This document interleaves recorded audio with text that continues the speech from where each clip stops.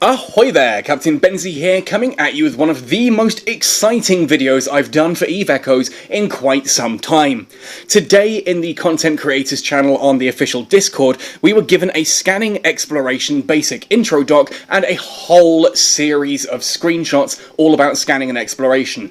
Now, as many of you know, scanning and exploration is one of the aspects of Eve that I have been waiting since launch to get added to Eve Echoes. To say that I am excited about this would be one of the largest understatements that you could make. I am ridiculously hype and excited about this, and having read through this document, I absolutely have to share everything in it with you all, because oh my goodness, this is exciting. Now, of course, I need to say ahead of time, this is all subject to change. The screenshots that I will be showcasing are, of course, early sort of test footage. It's internal test footage that I am not part of. It is stuff that, you know, the developers themselves are doing, and they've just sent us across these screenshots. And this document, again, is subject to change. How things work could change between now and its launch, and its launch looks like it's going to be in June.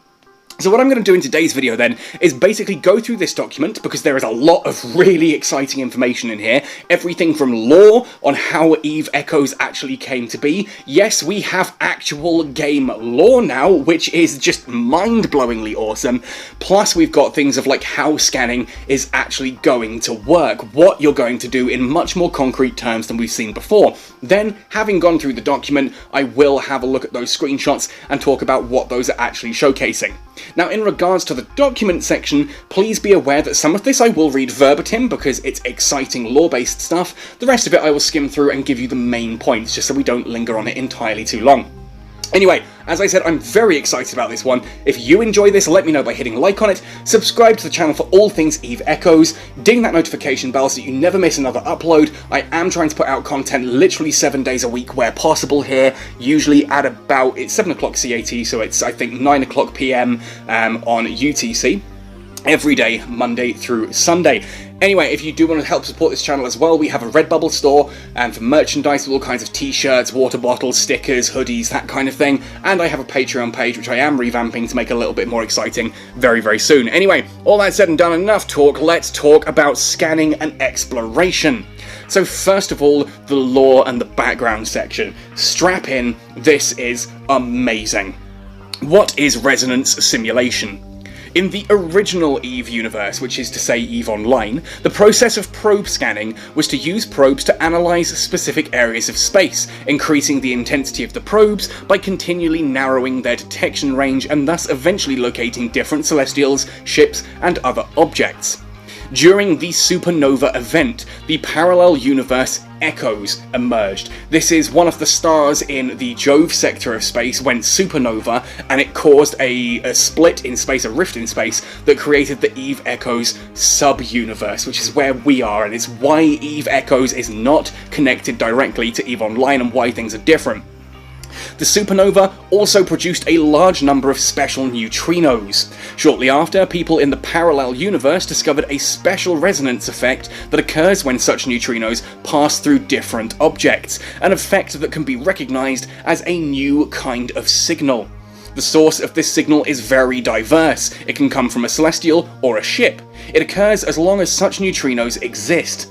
Since then, Concord, in conjunction with the Four Empires and the Servant Sisters of Eve, have been analysing this signal and has named it the Neutrino Resonance Wave, or NRW for short. Later analysis of this signal showed that the neutrino resonances from different sources have different oscillation characteristics, and the distance decay effect is very insignificant. So, an instrument was built to record it and display the analysis of the received signal.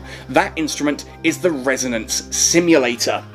Now, the Resonance Simulator appears to be a new module that we're going to be getting in Eve Echoes directly for the purpose of scanning, and it seems to come in two varieties, which harkens back to the previous video we did on scanning, where we looked at there was a blue and a red icon for the modules. It looks like these are going to be the two different types of Resonance Simulator.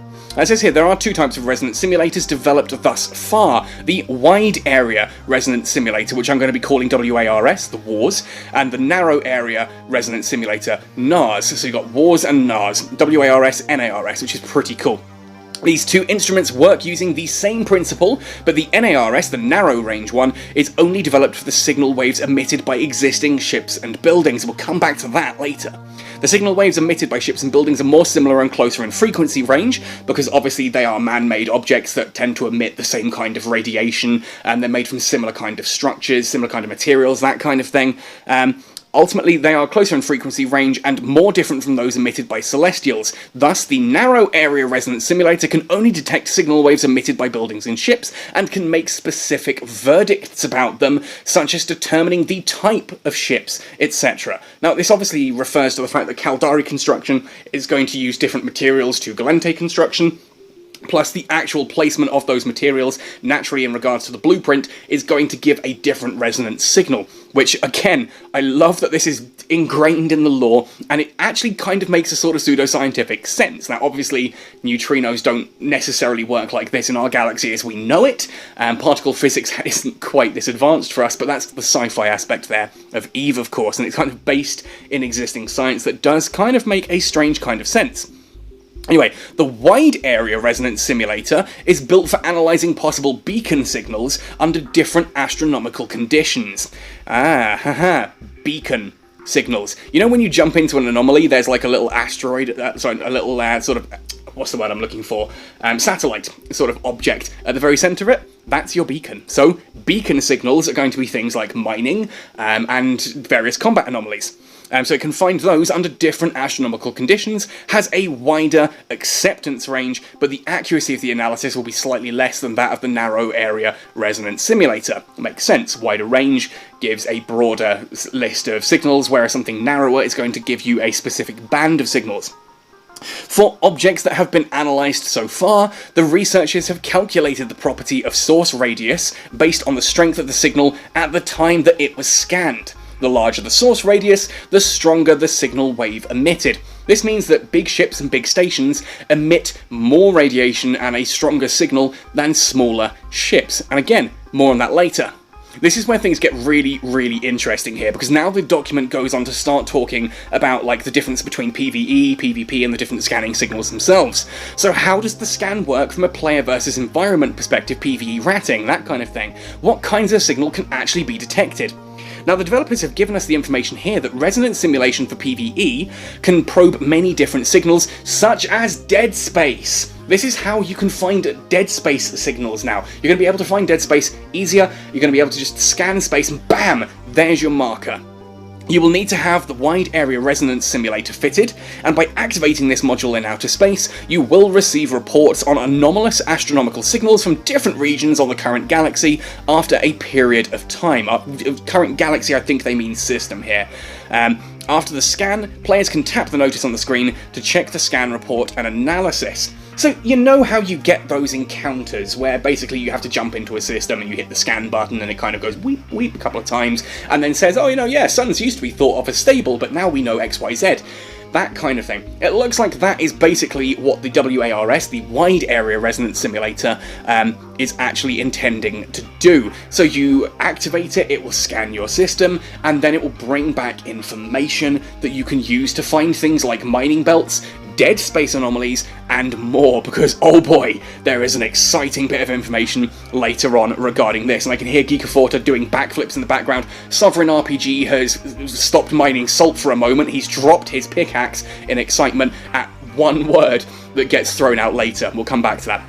But PvP, how does scanning work in PvP? How do you actually get a signal? Well, in PvP, you're using the Narrow Area Resonance Simulator, because obviously it's the one designed for finding ships and structures, etc. You activate the module in outer space to receive different signal reports that show the ships in the current system after a short period of time. Later then, you can tap the notice on the screen to check the scan report and analysis, and again you then go into that and you modify, you look for noise and you take noise away to actually identify what ships you find and scan in. Now, the really cool bit of information that this kind of insinuates from the lore background and stuff is that when you use the PvP Narrow Area Resonance simulator, the NARS, you actually will scan down what type of ship you're jumping in on. That means that if you are scanning down a Caracal Navy issue, it will at least tell you that it's a Caldari cruiser, which is amazing. That's a really cool thing, and for a PvPer to sit there and go, ooh, can I take that on? Can I jump in? But there is counterplay to this, of course. Again, that is detailed later. Finally then, we have the detailed scan process. When you activate the module, different signal waves can be received and all detected signals will then be displayed. So, the wave seen in the next screen will be an overlay of possible anomalous beacon or ship waveforms and noise from other celestials such as stars or planets. Since the module itself cannot filter all possible noises, you will need to correctly select the noise and filter it manually. If the noises are successfully filtered, the module can then perform a data simulation of the noiseless signal with the data already available to derive the information behind the signal wave. So basically, you scan something down, you get a signal come back to you, and you sit there and you look at that signal and go, right, that signal bit there, that bit of the signal appears to be the planet. So we can ignore that. That signal there appears to be an asteroid belt, so we can ignore that. That leaves just this signal here in the middle, which I can identify as a Caldari ship of approximately cruiser size, and I can detect possibly, I don't know, I'm theorising here, I can detect that it's possibly even using missiles or railguns. That kind of thing would be amazing. So, oh, it's a Caracal. For example, when using the Wide Area Resonance Simulator, there are 5 possible noises, and after the capture layer eliminates 2 of the noise waves that interfere with the analysis, the module will then automatically perform a simulation that gives an analysis of the noiseless signal waves. The module will go through a significant number of calculations each time it performs a noise exclusion or unexclusion. So, when the cumulative operation requests more calculations than the module can compute, you will have to wait for the module to recover from previous requests before another analysis. This insinuates that we will get different variants of this module, different marks, like a Mark 5, Mark 7, Mark 9, storyline, that kind of thing, for these kind of scanning equipment. You will get different versions of the Wide Area Resonance Simulator and the Narrow Area Resonance Simulator. You will get different variants of those, plus it sounds like obviously your ship will have an impact in that as well, how your ship actually adds in your scanning bonuses, so things like the probe, the heron, the magnet, etc. are going to play their own kind of thing here, and the Imicus, just because I'm going to have someone in the comment section say, you left out my Galente favourite, the ugly boy. Yes, so ships will have particular bonuses to scanning, and I dare say obviously there are going to be skills that inherently make you better at using these, reducing the cooldown, increasing the amount of data that you can actually pass through your through your resonance simulator. That is pretty inherent here in the speech, and again I'm doing mental backflips at how excited I am by this. Basically, yeah, you're going to have the ability to scan areas of space, and depending on your skills on the module strength and your actual player know-how, you're going to be able to isolate those signatures and work out what it is you're actually scanning. What does Resonance Simulation bring to the game? Why did you change the dead space signature to the new scanning system? Now, the wording here of changing to the new scanning system suggests that dead spaces are not going to spawn the way they do currently. When you go out and do ratting in nullsec, you're going to be able to still spawn Inquisitors and Scouts, but dead spaces look like they are now tied to exploration here. Now, the knee-jerk on this is that, oh, that's crap, that means that me as a ratter, I'm not going to be able to find dead spaces and share them. Not really. It now just means that you're going to still have the Inquisitors and Scouts, and remember, those are getting more lucrative in this patch, thanks to command bursts, etc., now dropping in Scout anomalies. But ultimately, what we're looking at here is adding a new function to the game. You're not just a combat pilot, a miner, or an industrialist. You can now go fully into exploration, which I am super hype about. Like, oh, I don't need to be flying an interceptor to be useful as a frigate pilot. I can go out there in a probe covert ops, scan down these sites, and then sell that information to my friends, or just get that information and then help people jump in, and that will help me clear it out. It's not removing it from the game, it's taking out the solo aspect of Dead Spaces. And Dead Spaces, can I say it louder for the people at the back, are not meant to be soloed, they are meant to be fleet content. Yes, I know some ships can solo Dead Spaces, doesn't mean that's by design. And it means that now you've got more social reason to actually get involved with other people, and I'm all for that. Now, it says here, though, as the most advanced anomaly, Dead Space is supposed to be harder to discover. We always planned to make Dead Space a Resonance Simulation exclusive. If you find the amount of anomalies is below par, just give Resonance Simulation a try, it will show you the hidden anomalies. Now, this actually insinuates that perhaps I'm wrong. Maybe you will get dead spaces appear naturally, but you can also scan down more. which again makes exploration even more exciting. I'm actually for this either way. If they remove dead spaces from the standard spawning and make it exploration exclusive, I'm all for that. If they decide that actually no, we're just going to reduce the amount of dead spaces that you spawn through standard means, but we're then going to increase the amount that you can find via exploration, I'm all for that too, because it pushes you towards that fleet-based play, that corporation-based play, if you're looking for things like dead space anomalies. It's like, I've said this before, to me, in my head at least, in my head canon, Dead Space anomalies are kind of like the endgame heroic dungeons or like raid content, that kind of thing. You're supposed to do it at endgame. And if you went to something like World of Warcraft and you could just solo the latest heroic dungeons, that, yeah, it's like, what's the point of the party system then?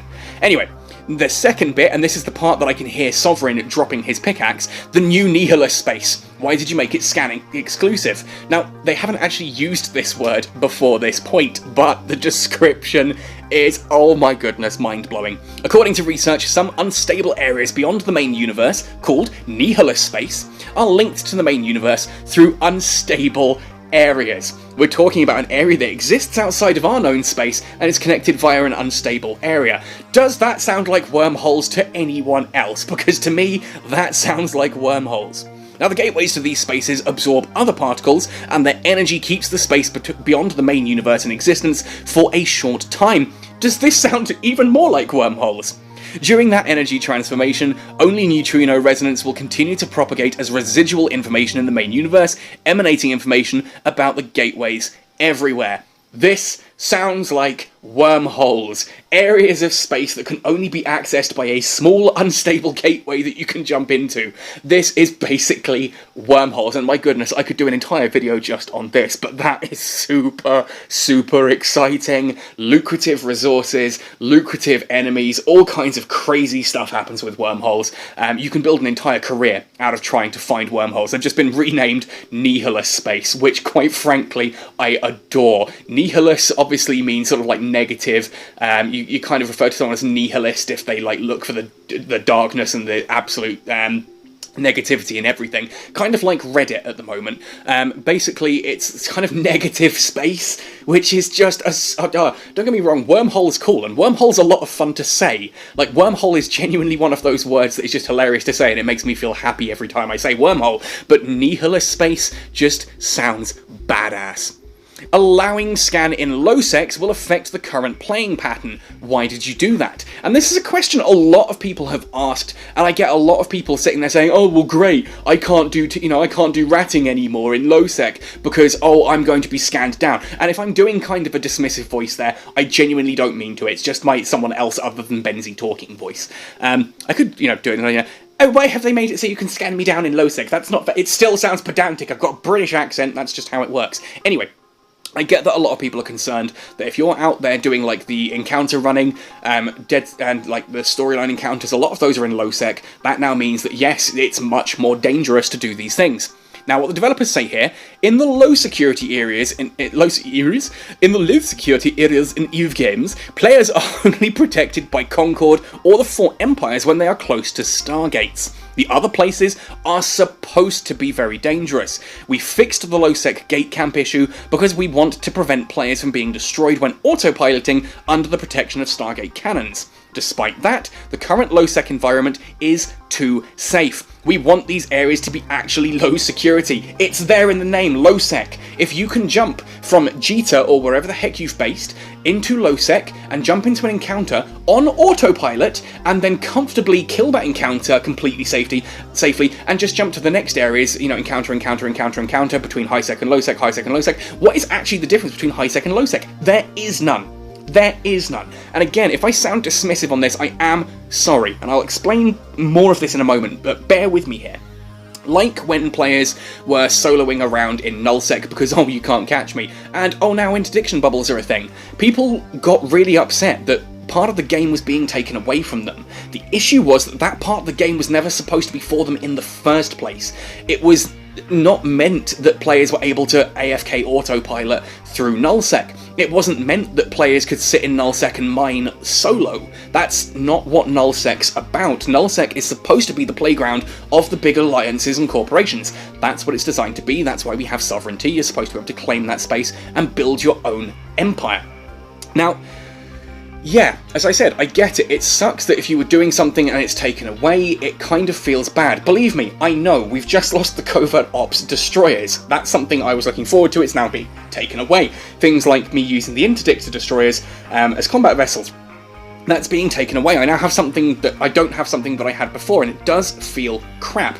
But you kind of need to accept that that is the game's design intent. You sit there and you say to yourself, well, it was great while it lasted, I made a lot of ISK doing that, now I need to either change up my playstyle and try something new, or I need to find, like, a corporation to help me in nullsec. Now, to bring this back into on topic here, this is the same when it comes to encounter running. If you want to be completely safe, that's what HiSec is for. HiSec is completely free of all forms of PvP. It is 100% safe, which it's not in EVE Online. And again, I know this isn't EVE Online, but we are trying to emulate the blueprint here somewhat. HiSec is designed for AFK players, for casual players, for people who just want to dive in and out, and that's fine. I'm not going to say you're wrong for playing the game like that. You're not.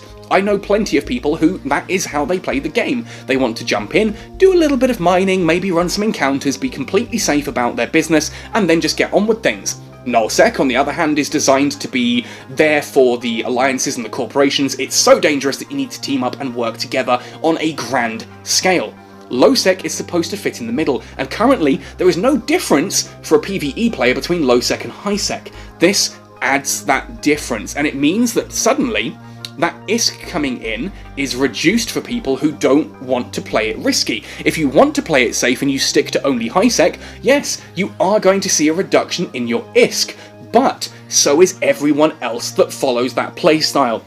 This means if you want to be a casual player and sort of, you know, just work on doing things at your own pace, which is admirable, and I'm all for that, yes, you're going to earn less ISK, but so is everyone else, which means the main ISK earning is going to be based on a risk-reward system. That is good for industry, because it means more ships get blown up. More ships blown up means more buy orders on the market, more people buying ships, etc., in order to replace the ones that they've lost. That is amazing. That is how we help industry out. At the same token, it also means that less ISK is being pulled into the game. If everyone can quite comfortably do these very lucrative ratting encounters with no comeback whatsoever, then yeah, ISK starts to, ISK's meaningless because it's so easy to make. If ISK is easy to make for everyone, it loses its value, which pushes up the price of Plex.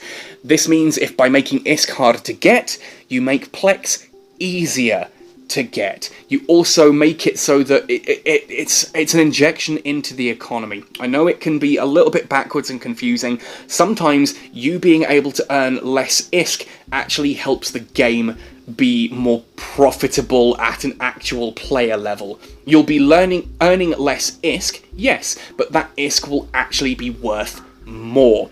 You'll see that you can do more with that ISK than you might have been able to otherwise. It's how economics and markets work. Please, I'm not an expert in this, but I promise you that is how it works. We can talk about this in the comment section down below. It is a genuinely good thing. Now, here we then have how to prevent yourself from being detected, which I know is a key point here for a lot of those people who are worried about their low-sec missions. And actually, brief aside, sorry, something I forgot to mention there.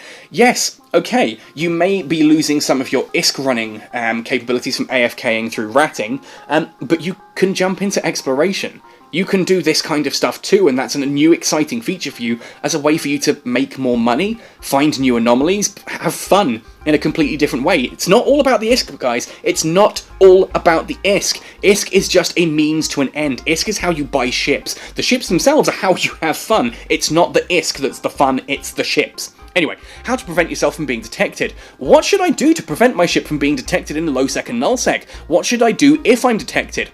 Well, if you're scouting and you don't want to be detected, you can use a covert ops ship fitted with stealth modules, which prevent your ship from being detected. If you are stealth, you do not show up in a scan. This is good. This is how it has always been in EVE. This is how it must always be. Otherwise, cloaking kind of becomes useless. Covert ops cloaks being unscannable is the point of them. So, if you want to remain completely undetected, then yes, you have a covert ops cloak, and obviously that means you can't be undetectable if you're in a combat anomaly, because you can't be cloaked and firing your missiles at the same time now, can you? Ships with a lower source radius also help you stay undiscovered. We will also be introducing some new defensive modules that can lower your ship's source radius, like sensor dampeners kind of thing. Basically, you make it harder for people to scan you down. It looks like bigger ships are going to be easier to scan down, whereas smaller ships are going to be harder to scan, which makes logical sense because a big ship is going to be giving out a larger signature radius. That's kind of what a signature radius is, so I imagine that source radius and signature radius are fairly closely tied if it's not a translation error and it's actually the same thing. So, yeah. You then get modules that you can use to dampen your signature radius for scanners. I hope it is just for scanners, because the ability to dampen your signature radius like that becomes ridiculously powerful in PvE. If I'm running something like a Dramiel and I can make my signature radius even smaller, suddenly I become unhittable for anything in PvE and I can solo absolutely. Actually, on second thought, that's amazing, do it. No, I'm kidding. Don't do that. I hope it's not that your signature radius goes down. I hope that signature radius and source radius are tied closely together, but your signature radius for locking on and hitting when you're actually in combat remains unchanged, and it's just your source radius for the purposes of scanning. Will I get notice if I'm detected? Now, I was under the impression that the answer here was just a straightforward yes. If someone's scanning you, then yes, you're going to get an alert. I'm right and wrong. If the scanner's detection radius is less than or equal to the source radius of the scanned ship will receive no notice. If the scanner's detection radius is larger than or equal to the source radius of the scanned ship will receive a notice, like when it is attacked. This is good. And I know a lot of people are going, oh, what? How is that good, Benzie? It's good, because it means that you have to go into the skills to scan people down. You need your actual scanning to be so subtle that the enemy ships don't detect it. It means that there's counterplay without making scanning useless. I've been worried that just a straightforward "you're being scanned" gives people the option to just turn tail and flee immediately, which, oh, I've still got to actually do the scan, I've still got to find where you are, I've got to lock down, and I'm here and you're long gone. This means that if you are worried about this, you have to actually fit and think about it, which now means that you don't just fit your ship for the highest amount of damage. You now fit for things like warp stability, you fit for the sensor dampening as far as scanning goes, that kind of thing there. You think defensively. It means you can't just fly a glass cannon in these anymore. You need to think about what you want to actually achieve, and that adds choice and versatility to the game, which is exciting. It's like, you know, when you move into something like a Procurer or a Retriever, there is pretty much one universal fit that is regarded as the best. And a lot of people on Reddit will tell you that if you're flying something like a Dominix, there is one fit that is absolutely the best, and if you don't fit it exactly that way, you're absolutely wrong. And I kind of get where they're coming from. You can min-max things, and there are some fits that are better than others. But now, there is a choice. Do you want to, if you're going to go into low sec, where this now becomes dangerous, do you want to maybe sacrifice some of your damage for the ability to reduce your source radius so that you get notified when someone is scanning you? Is that something you want to do? And there are other ways to do this here. What should I do if I'm playing the storyline mission and I don't want to be detected? And what should I do if I am detected? When playing storyline missions, if you don't want to be detected, you should always keep an eye on the local player list, which you should do anyway if you're ever in low-sec or null-sec. If there are multiple players online, a timely retreat is your best option. Look for blues. If they're not blues, consider making a retreat. It's also recommended to have warp stabilizing modules to prevent interference by possible warp scramblers or disruptors, so things like your warp core optimizer rigs and your warp stabilization low slots. Again, you now have to sacrifice some propulsion, some weapon upgrade modules, or some form of tanking modules in order to be able to fit those on there. Same if you want to have the one that reduces the scanning strength. During the mission, you can prioritize defeating enemies with anti-warp abilities to keep your retreat option valid. Other than survivability modules, we also recommend anti-scanning modules to make it harder for scanners to detect you, and you receive more information in the alert. If possible, also, you can team up with ships that have a smaller source radius and check whether these ships are receiving warnings to determine if you're safe. Basically, bring a frigate friend. If you're going to do a dead space on your own, bring someone with you who can just sit there and act as your scanning alert. That is a really cool and clever, out-of-the-box way of handling that, and I absolutely adore this. We've got a lot of super exciting information here, and I know this video is already dragging on, but I've been showing some screenshots here and there. I now actually want to stop and talk about the screenshots that we were sent to showcase how this actually looks. Before we talk about these screenshots, I need to make it abundantly clear that these are developer internal test screenshots. They're not mine. These were taken by a developer on the internal test, sent to us to talk about, and thus are subject to change. What you see here may not be what it looks like when it goes live, so take it all with a pinch of salt, but it's still exciting to look at, theorize, and consider what may be coming. Just be aware it may not actually be exactly like this when it launches. Now, what we have here is a player out in a system here, Kimitoro in the Forge, and interestingly, the UI here has completely changed. I know we're not really talking about the UI, but bear with me. You can see, first of all, like the skill bars moved, the latency and all that has moved here up to the top as well, plus your battery. Happy to see that's at 100%, which is really, really cool. Mine's not at the moment. But interestingly, location, Abyss Destroyer Cave. Is that some kind of wormhole? Maybe? That seems to have a very, very wormholey kind of name. It could also be a type of dead space, an abyssal dead space. You know, we've talked about those. So you had like your current dead spaces, things like Angel Overseer. Now you've got an Abyss Destroyer, maybe? I don't know. That could be what we've jumped into here. We know those are coming. You can see you've got 4 signals detected, and we've got discovered by other players. So there's the alert that this guy has been scanned down. It's right there. He now needs to make that option. 4 signals detected insinuates that he himself has been scanning, which is, you know, pretty cool. We've got the information here down the side. In fact, if we have a look, other than the cool sort of combat here against a cormorant that looks suspiciously like a Merlin and a cormorant that looks suspiciously like I almost said a retriever. It's not a retriever, it's a Punisher. And then we've got the PvP battle tab here. Now that appears to be a station in the center. Obviously we've got a station there with that kind of big sort of almost cross symbol. We then got our other signals around here.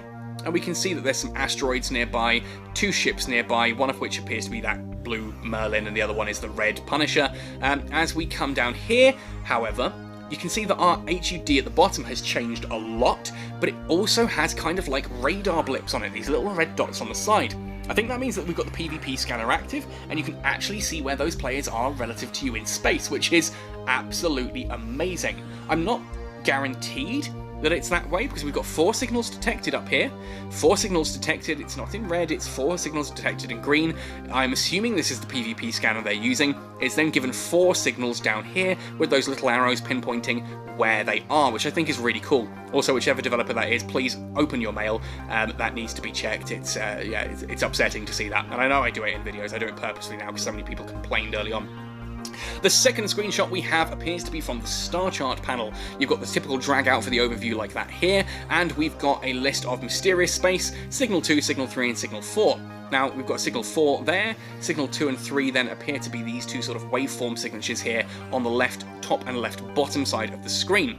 Interestingly enough though, we've got signal 2 and signal 3 are uncracked, which I think means unattempted, and then we have signal 4 with analysis failed. So it looks like we tried to scan that system down and we weren't able to actually figure out what that signal is. Finally then, we've got a red anomaly symbol here. That's like the standard combat anomaly symbol, excuse me. But it says mysterious space. Now, mysterious space to me insinuates that we've noticed something. We've done a PvE scan, which is the wide area resonance simulator. We've done a scan here that's brought up 3 random signals and then a mysterious space. Is that a dead space anomaly? Is it Nihilus space? Is it something else entirely? We may never know. No, we will know once we get our hands on this and actually get to jump in and try it out. And you can see that we've tapped on signal 2, we can now tap on analyze the signal source. So this is kind of how we're going to get access into this, I think. You kind of scan, you tap on the icon here where it says 4 signals detected, it'll bring you into this system here. It's a different system, by the way, so it's not like that. This is step 1, step 2. This one obviously is in Kimitoro the Forge. Here we are in Syndicate. But basically, yeah, you scan things down, you tap on the icon that says your analysis is there, you then tap on the one you want to do, and you analyze it directly. Interestingly here as well, PvP, 52 minutes, 32 seconds. This insinuates that you can only do the PvP scan on a cooldown. I don't know if that's the same for PvE, but I can't see the PvE scanner with a cooldown timer anywhere here. That insinuates that actually if you're using the narrow area resolution system, resonance system, whatever it's called, simulation, the NARS, you're going to have a cooldown on it. You can't just jump into a system, scan for other players, don't find anything, move to the next one, scan for other players. You need to actually going to scout and think about where you want to fight, which I imagine this can be brought down with skills, because quite frankly 52 minutes is a long time to have to wait between scans. If you're unlucky not to find anyone, or the only people you find are targets that, you know, aren't any good for you, then you're kind of stuffed. It's 52 minutes is a long time to wait, so I'm hoping that can be reduced, like genuinely all the way down to maybe 5 minutes. I think 5 minutes is a good time to go between the systems and scanning. But, as I said, it looks like this person has done a PvE scan, they've picked up 4 signals, they've then chosen, right, okay, we failed on signal 4, we're going to have a look at signal 2. I'm going to jump a few screenshots ahead here, because this is signal 2 here. I've just got the screenshots in the wrong order. Now, notably, we have a signal load of 50 out of 200, a signal amplitude of 5%. I have no idea what any of that means there.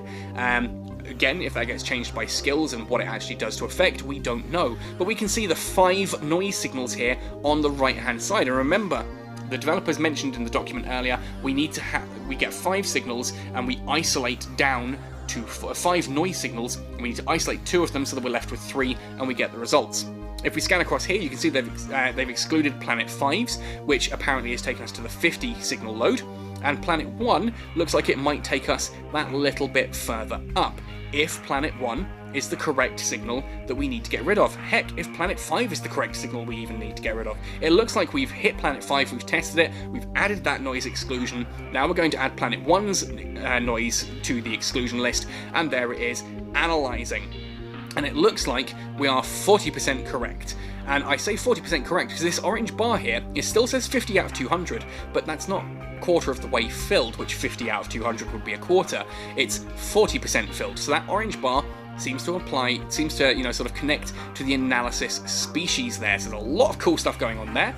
And I personally think that's not a successful scan, because one, you can see here, target signal wave in the background does not match the actual signal wave we have. As such, I think in this case, the player has selected Planet 1 and Planet 5 and has run the exclusion matrix and has only got 40% of the waveform. Thus, it is not those 2 planets. You have failed, you would come out and try and scan it down with other stuff instead. And this is why I say I think there is kind of a situation here where, you know, you actually hit the button and it over time scans the area. Again, found in 52 minutes, 32 seconds, which is a long time. So this could be the PvP scanner we're looking at here.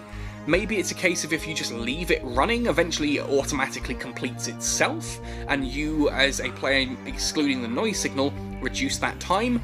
I'm not sure, but here is definitely the PvP version. You can see here now that we've got 5 signals, and again we need to exclude 2 of those to be left with 3, which gives us the correct answer. And you can see you've got the signal waveform there. We're back to the 50 out of 200, so that seems to be based on skills, like you have a starting point where you start based on your skills, and then you've got less information to try and find to crack it. And this looks like the PvE scan was the original one that's successful. This, I think, is what you would see when you do a scan, the preliminary scan, you tap on it and it brings you to this menu. Signal type is 4 anomaly space, which we saw there's 2, 3, and 4, signal 2, 3, and 4, and then there was the anonymous or, you know, unusual anomaly there. Signal distance is 32.21 AU and 1,256 kilometers out. Now, if we look at this here, that doesn't tie in with the information we have there. So again, I'm not entirely certain what it is. If you're picking up more information out of this than I am, well, we'll see. Now, this looks like what would happen if we leave that sort of that 40% running here, analysis species 40%, and it comes with the analysis complete, but again, that bar's not full, and the waveform doesn't look accurate to me. It doesn't look like we've hit that target waveform. So I think you can analyze it, and then you can fail to analyze it. And then we've got another screenshot there with sort of the burst going over there to ignore the planet signal. So I think what we've seen there is basically a failure to scan. We've successfully scanned the mysterious space, and we've failed to scan signal 4. We're now looking at signal 2 and seeing if we can figure that out. Now, for me, as I said, personally, this is all super exciting. I cannot wait to get my hands on scanning. The fact that we've got some really cool lore behind it as well is just amazing. I'm glad that they have sort of dealt with PvE's concerns and said, look, there are ways that you can counter this, but at the same time, our design intent is to have low sec be low security. And if you're sitting there saying, oh, I don't feel safe in low sec anymore, that's mission accomplished, you know? Kind of? Maybe, perhaps? But there we go. Anyway, that's my thoughts and opinions on all this. As I said, I am personally super hyped about this, and this document and these screenshots have made me even more hyped. I can't wait to get my grubby little mitts on this, get exploring, get scanning things down, and to teach you all how this actually works. I will keep pestering the developers to give me access and, you know, actually try it out and shout about it. I don't think it's going to happen. I think having this sort of little bit of information ahead of time like this is probably the best we're going to get, and quite frankly, I am happy with that. Don't get me wrong, I love it. Anyway, I'm glad that you guys have stuck around to this point in the video to listen to me ramble on about why I'm excited about exploration and scanning, and how awesome this new system's going to be. Let me know your thoughts and opinions in the comment section down below. I'd love to hear what you guys are thinking on this one. I'm super excited. You might not be. Tell me why. Let's talk about this as adults in the comment section down below. Otherwise, tell me what you're looking forward to scanning down the most, what you're excited most about in regards to all of this, and I will put out a video later on announcing the winners of our giveaway for last week. The challenge last week, as I said, was to take screenshots of destroyers. So 2 people have been chosen. They will each win a month of Combo Omega for their cool artwork or screenshots or kill mails involving destroyers. This week's one is going to be basically systems, planets, that kind of thing. Like here, the background there you can see there looks amazing. That's a really cool nebula in the background. I want to see a screenshot or artwork or something representing your favourite skybox in the game, your favourite looking planet, your favourite looking nebula. You show me that. 2 of you next week will be chosen to win a month of Combo Omega each. So good luck to you guys. I look forward to seeing your favourite areas of New Eden. Happy sailing, and see you in that beautiful New Eden that we're all going to be scanning down and analysing very soon, and exploring and having fun with.